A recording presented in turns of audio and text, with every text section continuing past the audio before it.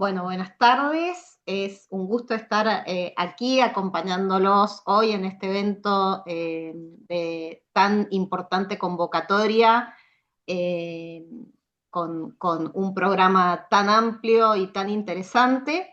Y en ese marco queremos agradecer muy especialmente a Mariela Blanco y a los organizadores de este CONDET 2025. Felicitaciones. Esta charla, como decíamos, se realiza en el marco del CONDET 2025, un espacio que ha propuesto articular turismo, naturaleza y cultura hacia una agenda conjunta entre lo público y lo privado. La presencia de ICOMOS en este evento es especialmente relevante porque es el organismo internacional que trabaja por la protección, la conservación y la gestión del patrimonio cultural en todas sus formas. Desde hace más de 50 años, ICOMOS, 60 concretamente, ICOMOS promueve lineamientos internacionales, apoya a los países en la incorporación del patrimonio cultural en sus políticas de desarrollo. En este sentido, nuestro aporte, aquí junto con Pedro Deleye, el vicepresidente de ICOMOS Argentina, y en mi nombre también, Gabriela Santibáñez, la actual presidenta, nuestro aporte y lo que les proponemos hoy es reflexionar sobre el vínculo entre patrimonio y turismo, repasando cómo las miradas y las prácticas se han transformado a lo largo del tiempo. ¿Qué tensiones y qué aprendizajes nos ha dejado esta interrelación y cuáles son las oportunidades que tenemos para avanzar hacia un desarrollo más sostenible y con identidad? Creemos que el patrimonio cultural es una herramienta clave para alcanzar los objetivos que este Congreso se ha propuesto. Entonces, les proponemos en primer medida un muy rápido repaso a lo largo de la historia, ¿no? Para entender cómo los seres humanos nos hemos desplazado por muchas razones a lo largo del tiempo, para comerciar, por motivos de fe, por cuestiones vinculadas a la salud, para descansar, para buscar bienestar, por esparcimiento o simplemente por conocer y entrar en contacto con otras culturas. Estas movilidades que hoy asociamos en parte al turismo tienen raíces muy antiguas, ¿no? Por ejemplo, en un ejercicio de repaso histórico, en la cultura griega encontramos ejemplos muy claros. Por ejemplo, Olimpia, con los Juegos Olímpicos, reunía multitudes en torno al deporte y la religión. Delfos, por otro lado, con su famoso oráculo, convocaba a viajeros que buscaban respuestas y orientación espiritual. Más tarde, los romanos adoptaron gran parte de estas prácticas y las expandieron. Su red de caminos conectaba todo el imperio y facilitaba el movimiento de personas. Se viajaba para visitar termas y baños en busca de bienestar, para descansar, también para asistir a espectáculos en los teatros y los circos, y por supuesto también para la actividad del intercambio comercial, ¿no? Por supuesto. Ciudades como Bath, en la actual Inglaterra, fundadas por los romanos, eh, por sus aguas termales, muestran cómo el viaje ya estaba asociado al bienestar, al prestigio y a la vida urbana. En la Edad Media, las movilidades estuvieron profundamente marcadas por la religión. La fe organizaba los territorios y los grandes desplazamientos estaban vinculados a las peregrinaciones. Uno de los ejemplos más conocidos es el Camino de Santiago, que todavía hoy convoca a miles de personas que recorren largas distancias hasta llegar a la tumba del apóstol en Compostela.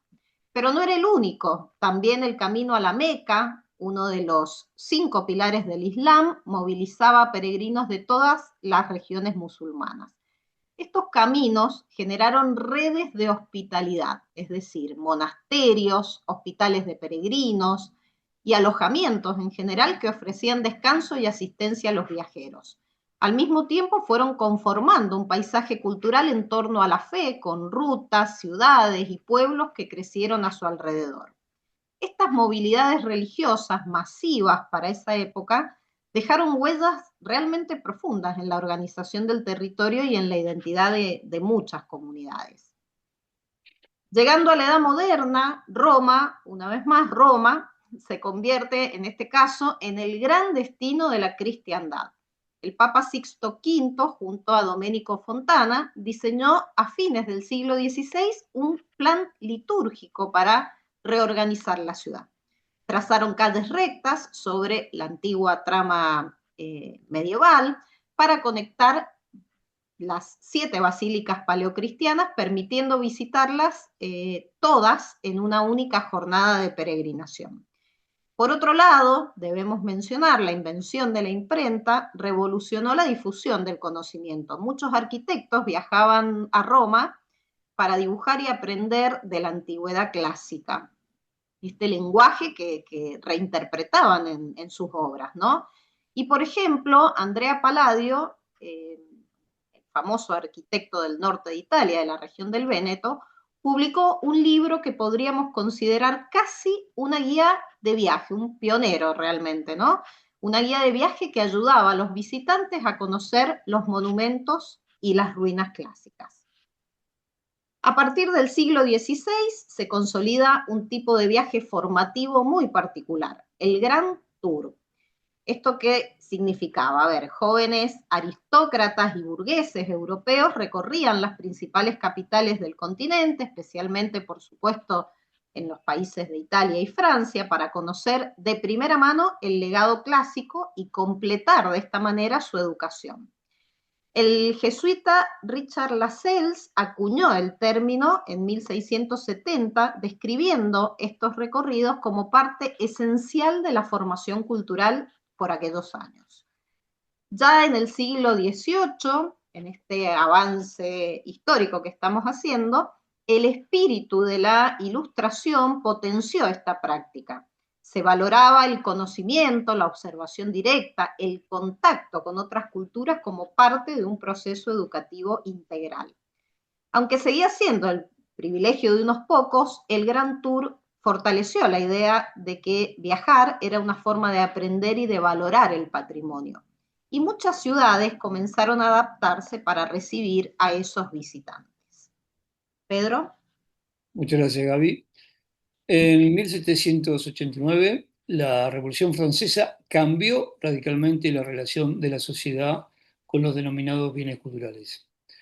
Bajo los ideales de igualdad, libertad y fraternidad, las colecciones de arte y objetos que habían pertenecido a la monarquía, a la iglesia y a la aristocracia francesa fueron descomisados y concentrados en un único sitio para que todos los ciudadanos pudieran acceder. De esta manera nace el Museo Moderno, el Museo del Louvre, en 1793. Esta decisión se apoyaba en una idea nueva, el reconocimiento del ciudadano con derechos humanos y políticos, tal como lo planteaba Rousseau en el contrato social.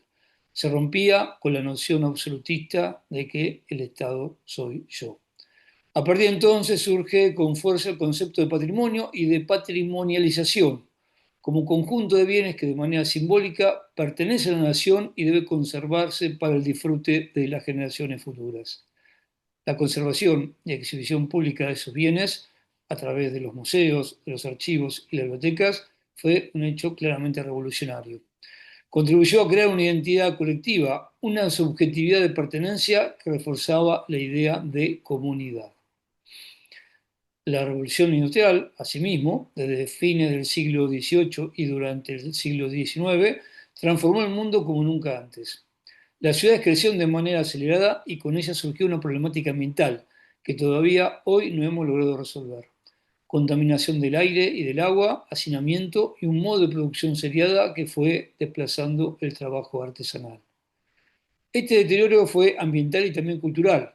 Los paisajes se transformaron rápidamente. Muchas expresiones tradicionales se perdieron y los centros urbanos comenzaron a mostrar signos de degradación. Pero, al mismo tiempo, los avances en el transporte, el ferrocarril, los barcos de vapor, permitieron tejer el territorio de manera más eficiente, llegar a destinos lejanos y exóticos, y conocer y valorar otras culturas. Estos desplazamientos no solo ampliaron la posibilidad de viajar, sino también de concentrar y difundir el conocimiento. Las ferias internacionales reunían en un solo lugar los avances industriales, las expresiones artísticas y los bienes culturales de distintas partes del mundo, reforzando esa idea de un planeta interconectado. Si uno no podía desplazarse para tomar contacto con la cultura podía concentrarse en un sitio y estar al alcance de todos. De este modo, el siglo XX comenzó con tensiones sociales profundas y una industrialización que no se detenía. Las ciudades seguían creciendo en condiciones de hacinamiento y desigualdad, y el mundo entró rápidamente en una etapa de gran inestabilidad. La Primera Guerra Mundial, entre 1914 y 1918, provocó una devastación sin precedente, millones de muertos, ciudades enteras destruidas y un enorme impacto sobre el patrimonio cultural. Algunos años después, a pesar de los esfuerzos, se produjo la Segunda Guerra Mundial, con índices de destrucción aún mayores. Monumentos, bibliotecas, museos y centros históricos fueron arrasados por estos conflictos. Se hizo evidente que los bienes culturales no eran indestructibles y que su pérdida afectaba la identidad de los pueblos. En este contexto de destrucción y vulnerabilidad, después de la Primera y especialmente después de la Segunda Guerra Mundial, el mundo entendió que es necesario organizarse para evitar nuevos conflictos y proteger a aquellos que nos dan identidad. En 1945 se crea la Organización de las Naciones Unidas, con el objetivo de garantizar la paz y la cooperación internacional. Un año después nace UNESCO, la Organización de las Naciones Unidas para la Educación, la Ciencia y la Cultura, con la misión de construir la paz a través del conocimiento, la educación, la cultura y la protección del patrimonio. A partir de entonces, UNESCO impulsa una serie de convenciones internacionales que definen marcos claros para la protección del patrimonio.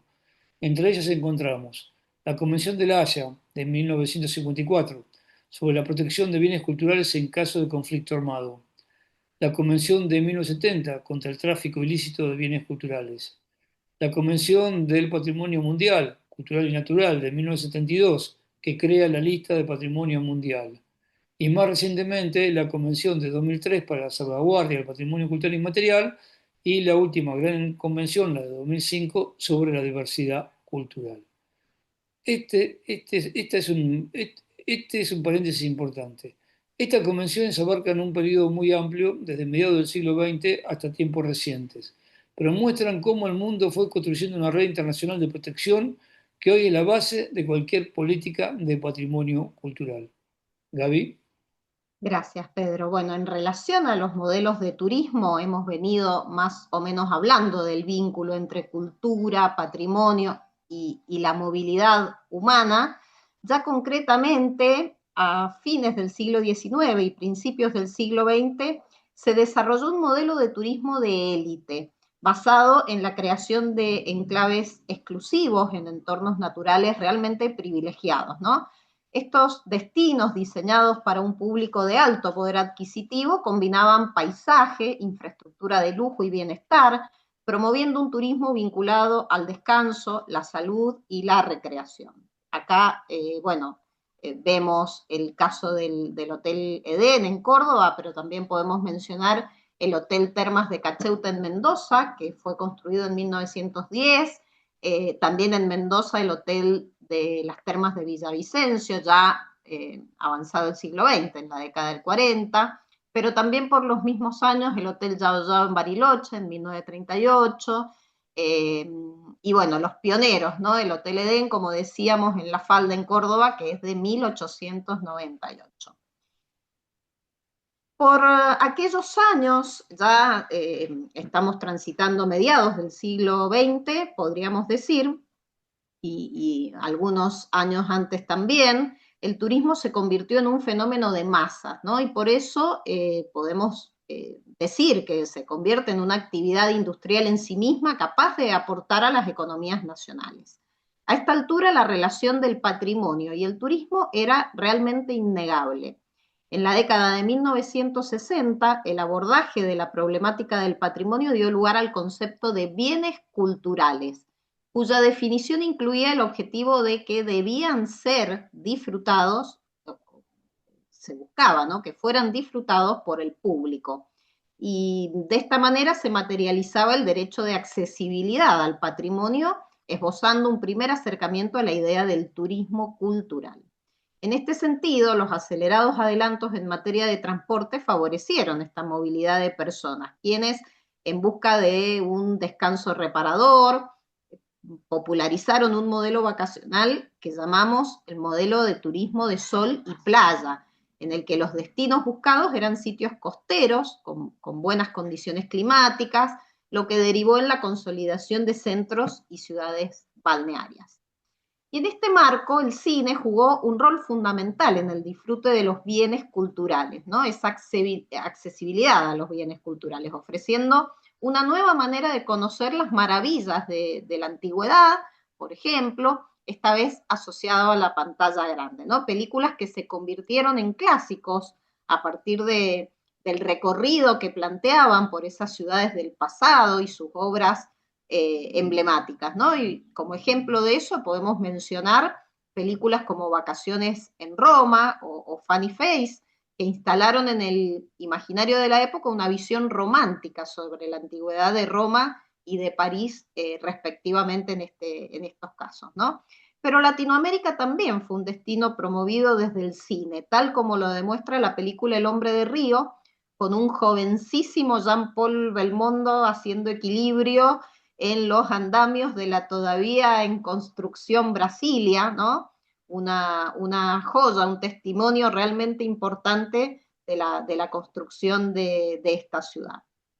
Y además, ya una década antes de estas películas que estamos mencionando, Disney había innovado en el territorio del reconocimiento de los valores culturales latinoamericanos con este largometraje que compartimos en pantalla, Los Tres Caballeros, en el que se mostraba la diversidad de paisajes naturales, culturales, ¿no? Porque se mostraban las ciudades y las costumbres de cada sitio, atravesando toda Latinoamérica. Y bueno, lo que lo vuelve realmente pionero es que no solo muestra aspectos materiales del patrimonio, sino sobre todo las costumbres, festividades, modos de vida, es decir, el patrimonio inmaterial cuando todavía ni siquiera se hablaba de ello. Pedro. Gaby, quería hacer solamente un comentario sobre lo que habías explicado.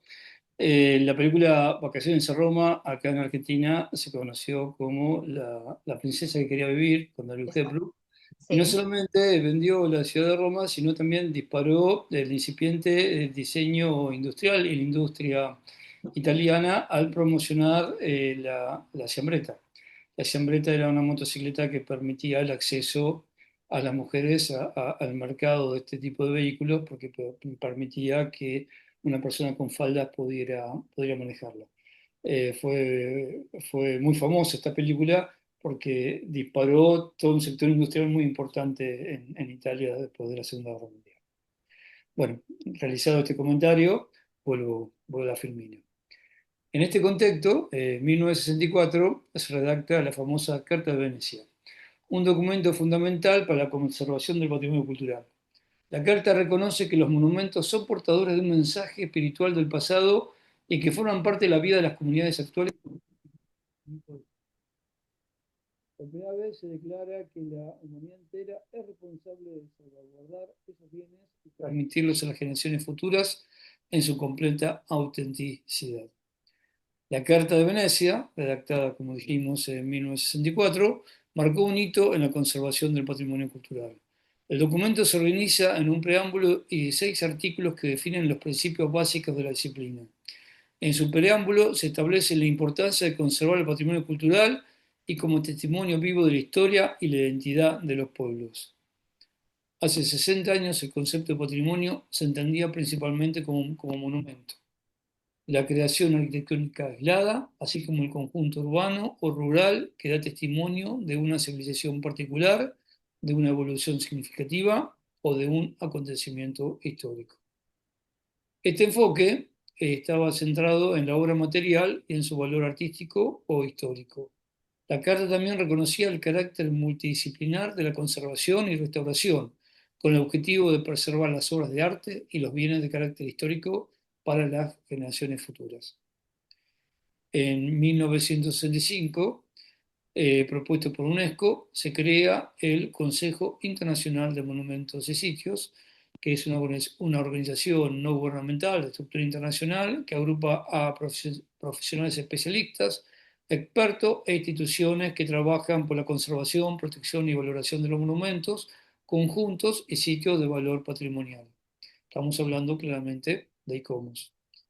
Además, en el campo de su competencia, ICOMOS ha elaborado a través de los años un cuerpo de documentos que forman la base teórica doctrinaria aceptada internacionalmente de la disciplina de la conservación del patrimonio urbano y arquitectónico. En 1973 se funda el Comité Argentino de ICOMOS, y justamente en 2023 se conmemora los 50 años de su creación. Gaby tiene el honor de dirigir esta organización y yo la acompaño como vicepresidente del Comité Argentino de ICOMOS. Gaby, tu turno. Bueno, como hemos visto en esto que acaba de mencionar Pedro, hace 60 años atrás el patrimonio se entendía principalmente como un monumento, es decir, un objeto aislado, apreciado por su valor histórico o estético exclusivamente. En estas últimas 6 décadas ese concepto se ha ampliado enormemente. Hoy el patrimonio se aborda desde una mirada mucho más integral, atravesada por la diversidad cultural.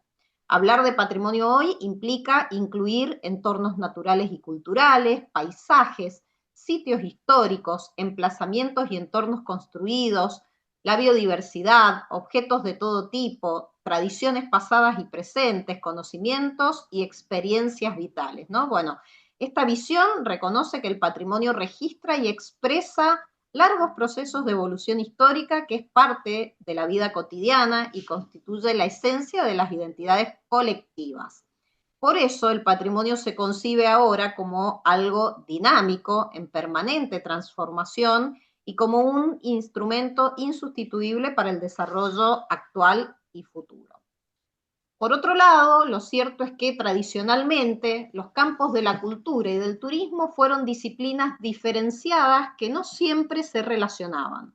La cultura se asociaba más a la historia del arte, a la antropología, a la sociología, la arqueología, y estaba reservada al conocimiento y a la educación. El turismo, en cambio, se vinculaba a la geografía, a la economía, al marketing y las comunicaciones. Esta visión fragmentada persistió durante décadas y todavía hoy se perciben algunos de sus efectos.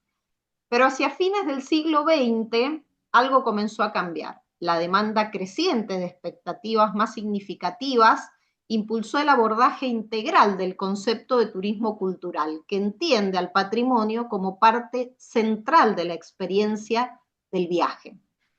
A partir de entonces, las prácticas turísticas asociadas al patrimonio se convirtieron en un tema de gran interés para las instituciones encargadas de valorar, proteger y conservar los bienes culturales, tanto materiales como inmateriales, para las generaciones venideras.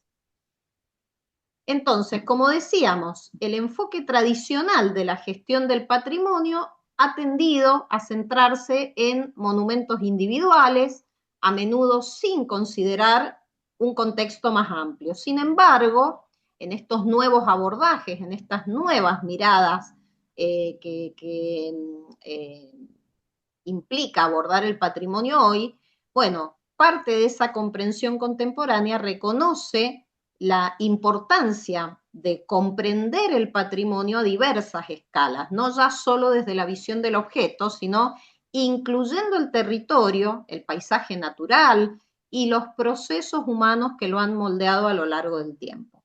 En América Latina, por ejemplo, donde la riqueza del patrimonio cultural está tan ligada a su entorno natural y a la historia de sus comunidades, este enfoque integral es particularmente relevante. No obstante, la explotación no sostenible de recursos naturales, la urbanización descontrolada o la falta de políticas de ordenamiento territorial han contribuido, entre otros problemas, a la degradación de los entornos urbanos y del paisaje cultural. En estas nuevas formas de ver el patrimonio que se relacionan también con el turismo cultural, una de esas nuevas categorías o figuras patrimoniales es la de los paisajes culturales, ¿no? Esta mirada sobre el territorio abarca los vínculos de naturaleza y cultura, las expresiones resultantes, tanto materiales como inmateriales, que se han producido en un determinado sitio, ¿no? Bueno, desde esa primera definición que ustedes ven a la izquierda, que corresponde a la expresada por Karl Sauer en 1925, donde se decía que un paisaje cultural era el resultado de la acción de un grupo social sobre un paisaje natural, podemos saltar, ¿no?, a 100 años de distancia, ¿no? Desde 1925 hasta estos tiempos recientes, podemos ver cómo, por ejemplo, Joaquín Sabatebel, un investigador español, considera que los paisajes culturales son aquellos que resguardan una relación estrecha entre el sitio y la apropiación de un determinado grupo social sobre ese sitio, ¿no? Para adaptarlo a sus procesos de subsistencia. Y nos deja una frase muy poética, ¿no? Él dice que el paisaje cultural es la huella del trabajo sobre el territorio, algo así como un memorial al trabajador desconocido. Y dentro de la categoría de paisajes culturales, por ejemplo, ¿no?, tiene a su vez una gran gama de implicancias esta categoría, que merecería una charla específica, pero nos vamos a quedar con una de esas subcategorías, que es la figura del patrimonio industrial. Según Eusebi Casanels, el patrimonio industrial posee un alto valor didáctico y constituye un importante recurso tanto para la formación profesional como para la concientización ciudadana en la problemática patrimonial. Al respecto, este intelectual considera que la valoración de los vestigios industriales se centra en lo tecnológico, por un lado, porque está el ingenio humano aplicado, en lo social, porque es consecuencia de las acciones del ser humano, y finalmente también en lo ambiental, referido al impacto de esas acciones en el entorno, ¿no? Y considerando estas variables a través del tiempo, es decir, distintos momentos históricos y también espaciales, es decir, en un determinado territorio.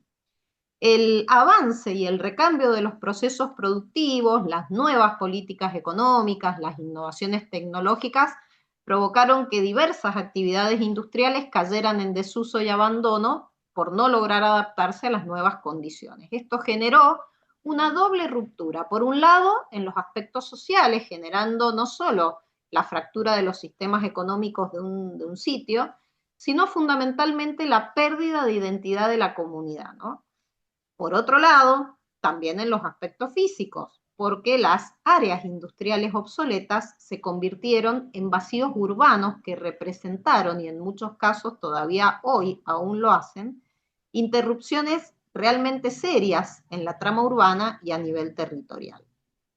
Por eso, la valoración de estos testimonios ha abierto un campo excepcional para la recuperación de estos espacios con funciones actuales, pero respetando las huellas materiales e inmateriales del pasado, incorporándolos a la vida cotidiana y generando ofertas atractivas para la práctica del turismo cultural. Y creo que eso podemos verlo reflejado en cada una de nuestras ciudades, por eso nos interesaba hablar del patrimonio industrial.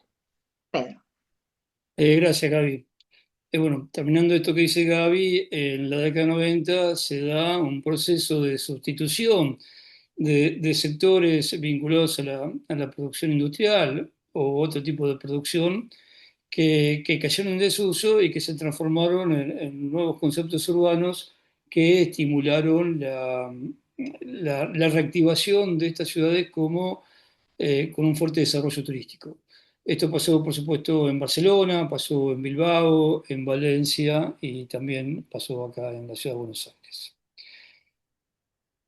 Reconocer y proteger la diversidad cultural, los derechos humanos, la perspectiva de género y las disidencias son esenciales para una gestión efectiva y sostenible del patrimonio cultural en América Latina. Empoderar a las comunidades y asegurar su inclusión en la toma de decisiones fortalece la preservación de la riqueza cultural de la región. A pesar de los avances en estas últimas décadas, persisten las desigualdades significativas en el acceso y en la participación en la vida cultural, especialmente para los pueblos indígenas, las comunidades afrodescendientes, las mujeres y otros colectivos invisibilizados. Muchas expresiones culturales y conocimientos tradicionales aún no son reconocidos ni protegidos adecuadamente por las políticas culturales y los marcos legales. En la actualidad enfrentamos desafíos significativos relacionados con riesgos de desastres naturales, conflictos sociales y los impactos del cambio climático, los cuales pueden afectar de manera directa e indirecta el patrimonio cultural y el paisaje y los entornos urbanos. Es preciso utilizar las lecciones aprendidas de desastres pasados para fortalecer la resiliencia comunitaria y la capacidad de respuesta frente a las emergencias. Sobre este tema también tendremos unas clases específicas más adelante. La revisión de los marcos teóricos y la actualización de conceptos patrimoniales son fundamentales para mantener relevante la gestión del patrimonio cultural en América Latina. En un mundo cada vez más globalizado y homogeneizado, es crucial promover una mirada latinoamericana que refleje nuestra diversidad cultural y las realidades específicas. El patrimonio inmaterial abarca las prácticas, representaciones, expresiones, conocimientos y habilidades que las comunidades, grupos e individuos reconocen como parte de un patrimonio cultural. Este tipo de patrimonio se transmite de generación en generación y es constantemente recreado por las comunidades en respuesta a su entorno, su interacción con la naturaleza y su historia. Su carácter intangible lo hace particularmente frágil y complejo de abordar, por eso requiere un compromiso extremo en su tratamiento. La innovación y el uso de nuevas tecnologías juegan un papel fundamental en la conservación, restauración y salvaguardia del patrimonio cultural. Como hemos visto, el patrimonio cultural es vasto y diverso, por lo que la incorporación de tecnologías emergentes ofrece oportunidades significativas para fortalecer la conservación y salvaguardia del patrimonio, manteniendo al mismo tiempo su respeto por la autenticidad y por su valor histórico. La gestión del patrimonio cultural a menudo se ha visto obstaculizada por la fragmentación institucional y la falta de coordinación entre los diferentes niveles de gobierno y entidades responsables. La falta de recursos financieros es un problema persistente que limita la capacidad de los programas de salvaguardia y protección del patrimonio cultural. A menudo las políticas culturales carecen de continuidad, lo que afecta negativamente la planificación y ejecución de proyectos de conservación. De igual manera, la ausencia de temas vinculados al patrimonio en todos los niveles educativos representa una deuda significativa en la formación de los estudiantes y la sociedad en general. Incluir la enseñanza sobre patrimonio cultural y natural, tanto en ámbitos académicos como en la formación de oficios, es fundamental para garantizar la preservación y conservación de los bienes y también para fomentar la cohesión social y el sentido de identidad colectiva. En línea con la Agenda 2030, estos contenidos pueden aportar herramientas para combatir la pobreza mediante la creación de empleo, ya que permiten la formación de profesionales capacitados en oficios tradicionales y en la gestión patrimonial. Además, de ese modo, se favorece el desarrollo de economías locales sostenibles y el fortalecimiento del tejido social al promover un modelo de desarrollo basado en el aprovechamiento y cuidado de los recursos culturales. Tu turno, Gaby. Gracias. Bueno, esto es un poco también ya para ir reflexionando, ¿no? Estamos habituados a oír sobre la importancia de las declaratorias de patrimonio mundial como lo que más nos representa. Está bien, es cierto, son aquellos bienes que representan valores universales excepcionales, que merecen ser protegidos para el beneficio de toda la humanidad, ¿no? Sin embargo, identificar, valorar y proteger el patrimonio modesto es un gran desafío en la actualidad. Es ese patrimonio que le da identidad y sentido de pertenencia a cada una de nuestras comunidades. Quizás son bienes humildes, sencillos, pero muy valiosos para nuestros grupos sociales, ¿no? Que demandan no solamente mantenimiento en sus aspectos físicos, sino fundamentalmente una enorme tarea en cuanto a la concientización y difusión de sus valores para asegurar su conservación. Y sin duda constituyen el recurso fundamental para las estrategias de turismo en cada una de nuestras comunidades. En las directrices prácticas para la aplicación de la Convención del Patrimonio Mundial, la UNESCO se apoya en dos conceptos esenciales que, como hemos visto, se han venido enfatizando a lo largo de la charla, ¿no? Para considerar los valores patrimoniales de un bien cultural, que bien podemos replicar en cada una de nuestras escalas locales, ¿no? Por un lado, la autenticidad, que se refiere a la veracidad de un bien, reflejando su origen histórico, sus valores culturales, su contexto. Esto implica que el bien conserve sus características originales y su significado cultural sin alteraciones significativas o pérdida de su esencia. La autenticidad se evalúa considerando diferentes aspectos, puede ser la forma, la ubicación, los materiales, la función, los usos tradicionales, las técnicas de construcción, las creencias y los valores asociados a ese bien, ¿no? Entre un abanico de indicadores, ¿no? Por otro lado, la integridad se evalúa en términos de que si el bien conserva todos los elementos que son necesarios para expresar su valor cultural o natural. Esto también tiene distintos indicadores que pueden reflejarnos el alcance de esa integridad y en definitiva nos garantiza, o por qué es importante la integridad, porque es lo que nos permite medir si el bien ha logrado conservar sus características físicas, pero también la integridad referida a lo funcional, a lo histórico, a lo estético, a lo espiritual, ¿no? En definitiva, podríamos decir que mientras uno es cualitativo, el otro es cuantitativo. En síntesis, la preservación del patrimonio es esencial porque salvaguarda la identidad cultural de las comunidades, transmitiendo valores fundamentales y promoviendo la investigación también en diversas disciplinas científicas. Además, los elementos patrimoniales son frágiles y no renovables, lo que destaca la importancia de protegerlos para las generaciones presentes y futuras. Cada habitante, entonces, tiene la responsabilidad de ser un guardián de la historia y la identidad de una comunidad, utilizando su rol social, su creatividad, sus conocimientos para respetar y realzar el valor del patrimonio. Esto implica adoptar un enfoque humilde y sensible que seguramente contribuirá a la trascendencia. Hemos dejado para el final justamente algunos aspectos específicos vinculados al turismo cultural, ¿no? Estas nuevas miradas sobre el patrimonio que hemos venido mencionando tienen un vínculo innegable con la práctica del turismo cultural, que representa al mismo tiempo una oportunidad significativa para el desarrollo económico local y la conservación del patrimonio también. Sin embargo, también nos plantea desafíos, especialmente en términos de sostenibilidad y conservación a largo plazo de los sitios patrimoniales frente a los impactos negativos de un turismo masivo.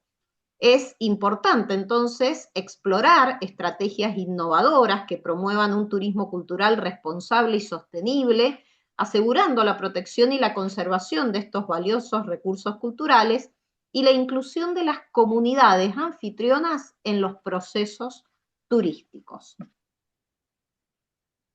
Algunos problemas que el turismo cultural nos muestra hoy día a día en distintos lugares, ¿no? Bueno, por un lado, los procesos de gentrificación, es decir, la expulsión de los habitantes originales de un determinado lugar en pos de recibir mayor cantidad de turistas, el aumento de la construcción que va en línea directa muchas veces con la destrucción del patrimonio, ¿no? Y el fenómeno Airbnb, esto de el recambio de arquitectura de vivienda por arquitectura de alojamiento temporario, ¿no?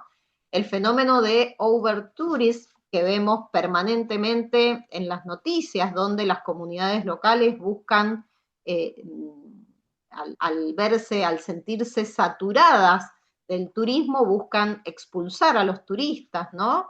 El caso de Purmamarca, en la quebrada de Humahuaca, que fue declarada Patrimonio Mundial en el 2003, ¿no? Acá les mostramos, por ejemplo, en un trabajo de investigación hecha por investigadoras muy serias, muy respetuosas, el relevamiento del año 1991, donde vemos claramente las actividades centrales del poblado que estaban asociadas a la vida cotidiana, al comercio cotidiano, ¿no?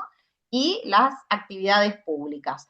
Y detrás de la declaratoria de Patrimonio Mundial, un sitio que no ha contado con un plan de manejo elaborado, ¿no?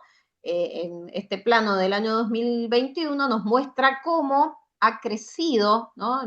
Se ha expandido la traza urbana del poblado con un recambio de funciones muy importante, donde vemos en color rojo, por ejemplo, el comercio, en color lila lo que tiene que ver con alojamientos, ¿no? Bueno, y distintas actividades que han ido de alguna manera expulsando cada vez más hacia las afueras del poblado a los habitantes originales. Bueno, de estos temas podríamos hablar muchísimo, pero no queremos excedernos en el tiempo.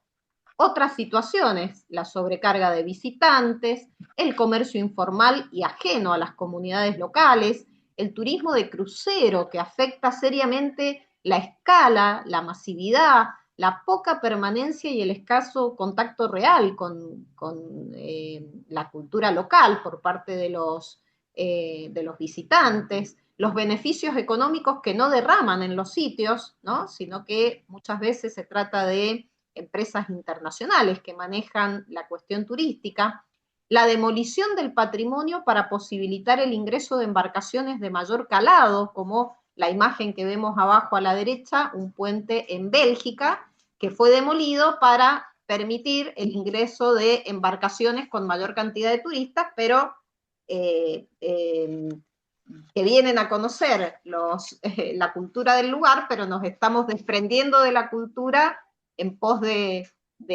ese incremento del turismo. Es una cosa realmente que no se puede comprender. También la falta de políticas para el tratamiento de residuos, un tema realmente serio, ¿no?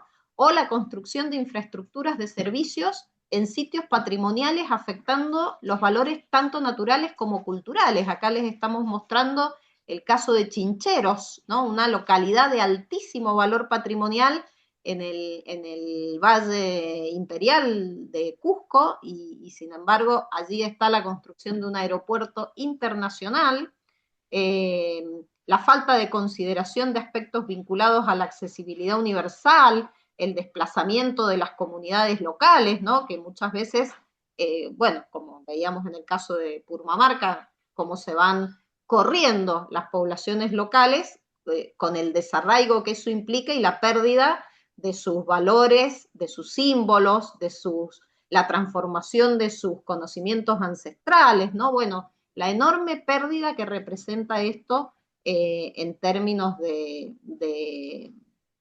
patrimonio, ¿no? Y de turismo también, porque a la larga también afecta. Entonces, es muy importante contar con planes de gestión integral. ¿Y por qué es importante contar con este tipo de herramientas? Bueno, porque nos permite establecer directrices claras sobre cómo se deben proteger y utilizar los recursos patrimoniales. También nos permiten controlar el impacto turístico estableciendo medidas para mitigar el desgaste físico y cultural. Nos permite realizar un seguimiento y un monitoreo continuo, ajustando las políticas en función de la respuesta del sitio al comportamiento del turismo. Pedro. Gracias, Gaby. Una zonificación virtuosa del área dentro del sitio patrimonial permite también identificar y proteger las áreas más vulnerables del sitio y establecer actividades permitidas según las capacidades de las distintas zonas y promover un uso adecuado del sitio mediante una zonificación diferenciada. Las estrategias son básicamente realizar un estudio multidisciplinario para evaluar la vulnerabilidad de cada área, implementar una zonificación de uso restringido, moderado y general, y diseñar e instalar señalización y rutas predefinidas para visitantes. Asimismo, el manejo eficiente de los visitantes permite mantener la calidad de las experiencias turísticas, minimizar los impactos negativos en el sitio, erosión y deterioro físicos, y proteger el entorno natural y cultural que otorga valor al sitio.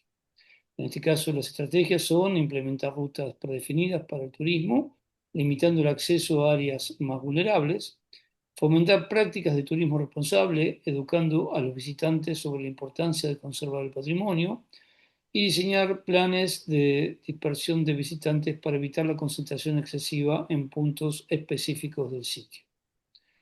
Asimismo, el estudio de la capacidad de carga es importante porque es fundamental determinar la capacidad de carga del sitio, evitar el deterioro del bien patrimonial debido al exceso del visitante y garantizar una experiencia de calidad para los visitantes. ¿Cómo se realiza esto? A través de estudios técnicos de capacidad de carga, estableciendo límites claros de visitantes diarios y horarios escalonados, y por supuesto monitorear y ajustar dinámicamente el número de visitantes. Los tipos de capacidad de carga son la capacidad de carga física, que es la capacidad de un lugar para acoger visitantes dependiendo de sus condiciones de fragilidad y estado de conservación, al tiempo que nos proporcionan los servicios necesarios. La capacidad de carga ecológica, que es la capacidad de un ecosistema de las comunidades anfitrionas para acoger a los visitantes, asegurando la sostenibilidad, funcionalidad y valores del patrimonio. La capacidad de carga social y cultural, que es el límite hasta el cual las comunidades pueden acoger a los visitantes y proporcionarles experiencias de calidad. La capacidad de carga económica, que es el límite hasta el cual el turismo verdaderamente apoya la diversidad económica a nivel local, regional y o nacional. Finalmente, la formación de personal especializado tiene como objetivo capacitar a todo el personal involucrado, a los guías, a los guardaparques, al personal de boletería y el control de acceso, al personal de mantenimiento y limpieza, a la policía turística, al personal de seguridad, al personal técnico, administradores, a la comunidad local, etcétera, en la conservación y manejo del sitio, creando un equipo interdisciplinario para competencias especializadas y mejorar la comunicación y la gestión integral del sitio. También establecer programas de actualización, simulaciones y prácticas de campo con evaluación continua. Gaby. Bien, y hemos dejado justamente para el final la importancia de la participación de la población local, ¿no? Es muy importante contar con la participación activa de la comunidad para identificar y comprender la dinámica histórica, la diversidad cultural y social de esta población, fomentar la participación activa en la toma de decisiones, ¿no?, de la población local al respecto de la gestión del patrimonio y los programas turísticos, promover la sensibilización y educación sobre el patrimonio cultural y natural, generar acciones para asegurar beneficios para la población local.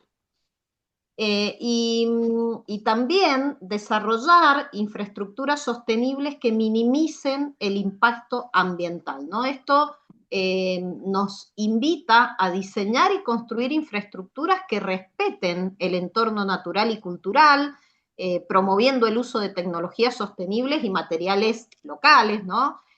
También es importante implementar un sistema de gestión de residuos, como decíamos recién, y recursos que minimicen el impacto ambiental. ¿Cómo podemos atender a este punto en particular? Bueno, a través de estrategias que apunten a realizar estudios de evaluación de impacto ambiental, estudios de impacto patrimonial, una planificación participativa, como decíamos, integrar los espacios verdes y los corredores ecológicos que se podrían diseñar, establecer un sistema de monitoreo continuo, ¿no?, atendiendo a la retroalimentación de la comunidad local y de los visitantes en forma constante. Y por último, les compartimos un par de reflexiones en torno al vínculo patrimonio-turismo, surgidos de encuentros y de trabajo compartido. Por un lado, algunas reflexiones que surgieron a partir de un trabajo que hicimos todos los comités nacionales de Latinoamérica de ICOMOS en el año 2022, en ocasión de la conmemoración del 40 aniversario de la conferencia Mondiacult. A partir de ese encuentro se redactó un documento en el que concretamente, en relación al turismo, se recomienda la práctica sostenible del turismo, dado que el patrimonio cultural resulta un activo fundamental para su desarrollo, reconociendo el rol fundamental que juegan las economías locales y para asegurar la adecuada utilización de los recursos, el respeto por la identidad de las comunidades receptoras y la distribución equitativa de los beneficios obtenidos, ¿no? También considerar el potencial para el diálogo intercultural, la comprensión de las diferencias y el fomento de la paz y la seguridad. Y también en el mismo año se actualizó la Carta Internacional de Turismo Cultural, que ya había tenido dos ediciones anteriores, la de 1976 y la de 1992. Bueno, en el año 2022, luego de transcurridos 20 años de esa última carta, se redacta la Carta Internacional de Turismo Cultural por parte del Comité Científico Internacional de Turismo Cultural de ICOMOS. Y bueno, hemos extraído acá un pequeño fragmento para compartir con ustedes a modo de cierre. Este documento dice que un turismo cultural patrimonial bien planificado y gestionado responsablemente, que implique la gobernanza participativa de diferentes culturas, detentores de derechos consuetudinarios y partes interesadas, puede ser un poderoso vehículo para la protección del patrimonio cultural y el desarrollo sostenible. El turismo responsable impulsa y crea conciencia sobre el patrimonio cultural, aporta bienestar y resiliencia personal y colectiva y promueve el respeto por la diversidad de otras culturas. Por lo tanto, puede contribuir al diálogo y la cooperación intercultural, al entendimiento mutuo y al fomento de la paz. Y con esto, entonces, cerramos nuestra charla. Esperamos que les haya sido de utilidad. Les dejamos un gran saludo y muchas gracias. Muchas gracias a todos y a todas.